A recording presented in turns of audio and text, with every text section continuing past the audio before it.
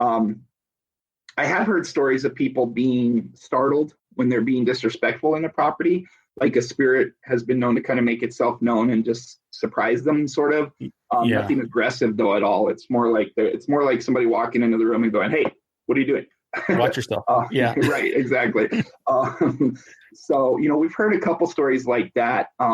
But yeah, it's really very benign. I think that there is one spirit we think in the basement, which used to be the kitchen. And a couple of our sensitives, when we did our ghost tour down there, we were down there and I noticed one of our sensitives is a lady named Anita, and she's a really powerful medium. And I'm going to give the caveat that I'm very, very selective in my belief when it comes to mediumship. I think there are definitely people who have the gift, but there are also people who I'm not as sure they do. Opportunists, maybe. Exactly. Yeah, exactly. I think you definitely have to be wary, right? I feel like there were people here once. Okay, well. I'm sure there were. So do you feel like the ghosts there are intelligent, or what is it called when they were repetitive, when it happens like over and over? Residual. Yeah. Residual. Thank you. Mm-hmm. Do you think it's a little bit of both? I will say that I think Bobby might be residual because I've never gotten an EVP from him, and he's only shown himself a few times. So as far as I know, we've never recorded anything from him.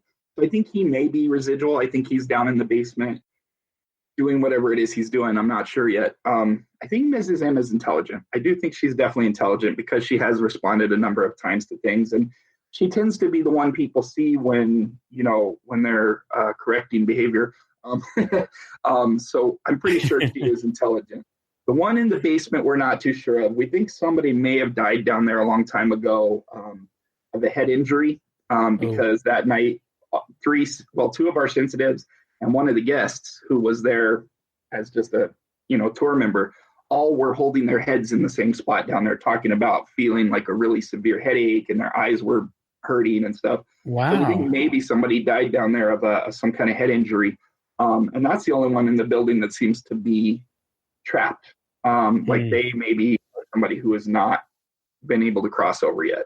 But we haven't had a lot of experience with them yet. So we're kind of still looking into that one, trying to figure out what maybe happened there. But, when we pull the police records on the property for the press club, which we've done, it's interesting because there are, again, you had all these patients from the TB hospital and you had all these patients that, we know may have passed away on the property, as well as, of course, nearby in the old hospital.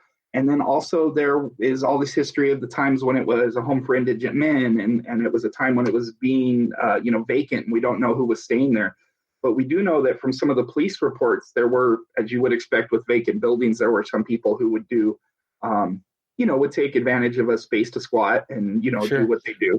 For instance, there was one guy who died of an overdose because he apparently decided to use LSD intravenously.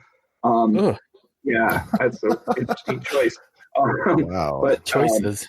Yeah, tough one. So, but so there's not. It's interesting because there's not a lot of recorded deaths specifically on the property since about let's say maybe 1960.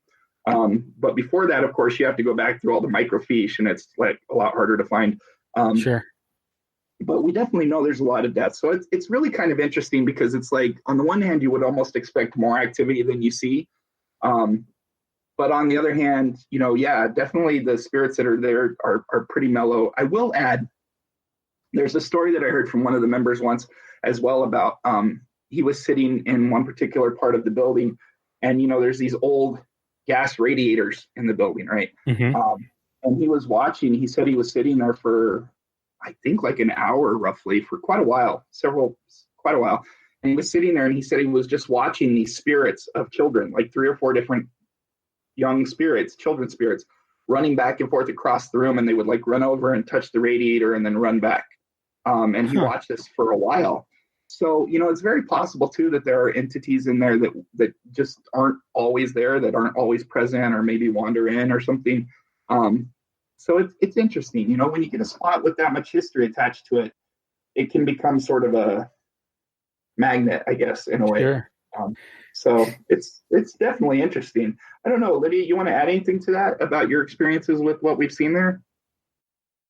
Not necessarily. I mean, it's an awesome place. It's beautiful. Talking about it makes me really want to go back, though. Absolutely. We want to go too. I mean, we'll just invite ourselves over with you guys, but no, I'm just kidding. No, come by. Actually, it's interesting because after the first time we were there, I was like, no, I've got to be a member here. So I joined right away. But I actually can take visitors in. So if you ever want to see it, I'll be happy to take you through and kind of show you some of the spots that we've picked things up and everything. I love showing the place to folks. Yeah, maybe those Buqueños can join as not press, but whatever the next level below that is, since we're communicators, I think is what that level is. There you go. Exactly. But yeah, we would love to go. It's just such a fascinating place with a fascinating story. And I know that there's a lot of history and a lot of sightings and things like that. So I really appreciate you guys taking the time to chat with us today and give us some of your insights, and would love to work with you guys in the future in whatever capacity. And, if you want to come back on the show and talk about something else that you saw, like we would love to have you.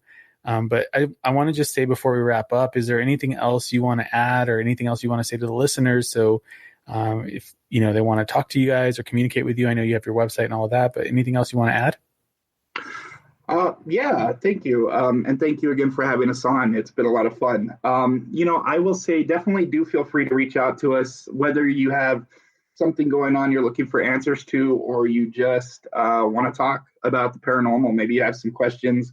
We do actively recruit members for the team pretty much periodically. So if you're interested in finding out more about becoming a team member, you can hit us up. And the one thing I always like to add too is just if you're kind of an amateur investigator out there, that's awesome.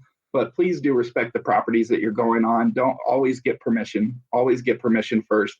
And don't, we like to encourage folks not to like drink or go out and party while you're doing this kind of work, because it invalidates the work, first of all, and we hate to see properties get destroyed. So be safe, be respectful.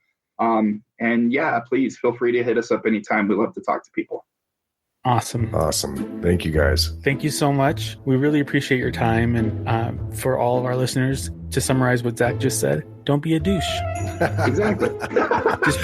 just don't be a douche. Just be a good person in the world. Hear, hear. All right, you guys. Thank you so much.